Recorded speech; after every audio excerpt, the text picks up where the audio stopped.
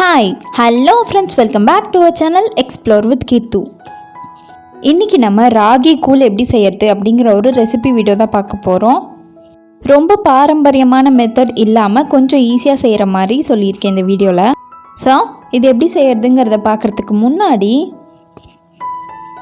நீங்கள் இன்னும் நம்ம சேனலை சப்ஸ்கிரைப் பண்ணலன்னா கீழே இருக்க சப்ஸ்கிரைப் பட்டன் அமுக்கி பக்கத்துலேயே ஒரு பெல் ஐக்கான் இருக்கும், அதையும் டேப் பண்ணிங்க அப்படின்னா அதில் 3 ஆப்ஷன் கேட்கும்.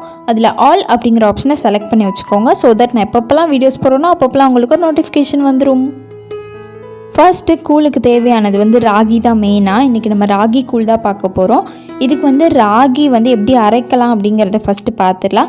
இந்த மாதிரி நீங்கள் ராகியை முழுசாக தானியமாக ஸ்டோர் பண்ணி வச்சுக்கிட்டிங்க அப்படின்னா இது வருஷ கணக்காக நீங்கள் ஸ்டோர் பண்ணி வச்சுக்கலாம். இப்படியே இந்த மாதிரி ஸ்டோர் பண்ணி வச்சுக்கிட்டு உங்களுக்கு எப்பப்போலாம் வேணுமோ அப்பப்போலாம் நம்ம நார்மலான மிக்சிலே அரைச்சிக்கலாம். இது ஒரு 1 மந்த் வரைக்கும் கெட்டு போகாமல் இருக்கும்.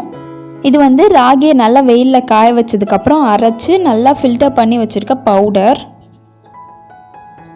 இந்த பவுடரை நீங்கள் கடையில் கூட வாங்கிக்கலாம், அது உங்களோட விஷ் தான். இப்போ இது கெட்டு போகாமல் இருக்கிறதுக்காக ஒரு ஏர்டைட் கண்டெய்னரில் ஸ்டோர் பண்ணுறதுக்கு முன்னாடி உள்ள ஒரே ஒரு வசம்பு மட்டும் வச்சு இதை க்ளோஸ் பண்ணி வச்சுட்டு ஒரு 1 மந்த் வரைக்கும் கெட்டு போகாமல் இருக்கும். இப்போ இதை அளக்கிறதுக்கு ஒரு எம்டி பவுல் எடுத்துக்கோங்க, எந்த சைஸ் வேணால் எடுத்துக்கலாம் நீங்கள்.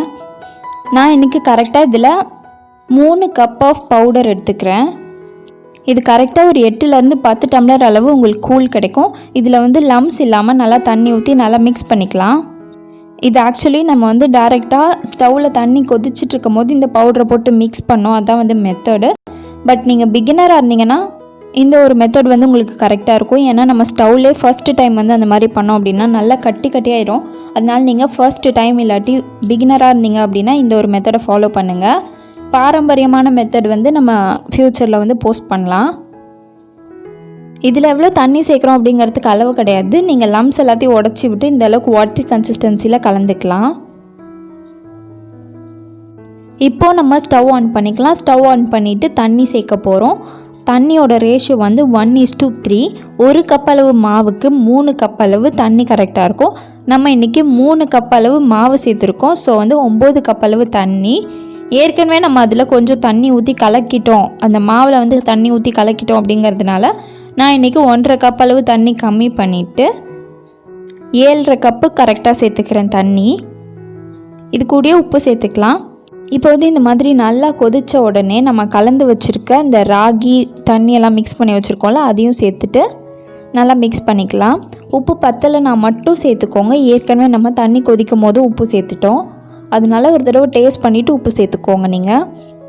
இப்போ இதை விடாமல் இதே மாதிரி கலக்கி விட்டுக்கிட்டே இருந்தோம் அப்படின்னா இது ஒரு திக்கான கன்சிஸ்டன்சியில் வரும்.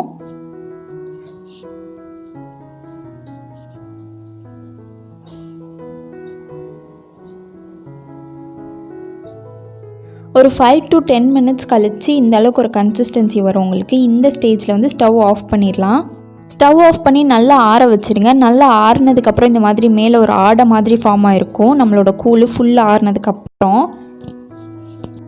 இப்போ அந்த மேலே இருக்க ஆடையை மட்டும் எடுத்து விட்டுட்டு இதை நல்லா கலக்கி விட்டுறலாம். இப்போ உங்களுக்கு தேவையான அளவு தண்ணி ஊற்றி நல்லா கலந்துக்கோங்க. ஓகே, ஃபுல்லாக கலந்ததுக்கப்புறம் இந்த ஒரு கன்சிஸ்டன்சியில் இருக்கும் உங்களுக்கு. இப்போது இந்த ஒரு ஸ்டேஜில் நம்ம தயிர் சேர்த்துக்கலாம். எந்த அளவுக்கு உங்களுக்கு தயிர் வேணுமோ அந்தளவுக்கு சேர்த்துக்கோங்க. நான் இன்றைக்கி ஒரு 3 கரண்டி சேர்த்துக்கிறேன்.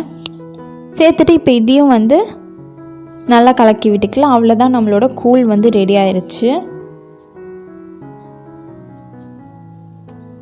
இது நம்ம அப்படியே சர்வ் பண்ணி கூட குடிச்சிக்கலாம்.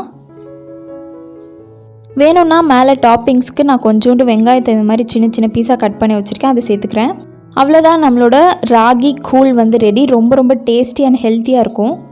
இந்த கூழ் ரெசிபி நீங்கள் பிகினராக இருந்தீங்க அப்படின்னா ஒரு ஈஸி மெத்தட் ஆஃப் கூழ் இது. ஸோ இந்த ரெசிபி உங்களுக்கு யூஸ்ஃபுல்லாக இருக்கும் நம்புகிறேன். யூஸ்ஃபுல்லாக இருந்துச்சுன்னா கீழே இருக்க சப்ஸ்கிரைப் பட்டன் நமக்கு சப்ஸ்கிரைப் பண்ண மறக்காதீங்க. இந்த கூழ் கூட மாங்காய், அப்பளம், பச்சை மிளகா, ஊறுகாய் இந்த மாதிரி நிறையா சைட் டிஷ் வச்சு சாப்பிடுவாங்க. உங்களுக்கு என்ன சைட் டிஷ் பிடிக்குன்றதை எனக்கு கீழே கமெண்ட்டில் சொல்லுங்கள். ஸோ அவ்வளோதான், இந்த வீடியோவை இதோட முடிச்சுக்கலாம். நம்ம நெக்ஸ்ட் வீடியோவில் பார்க்கலாம். பாய்.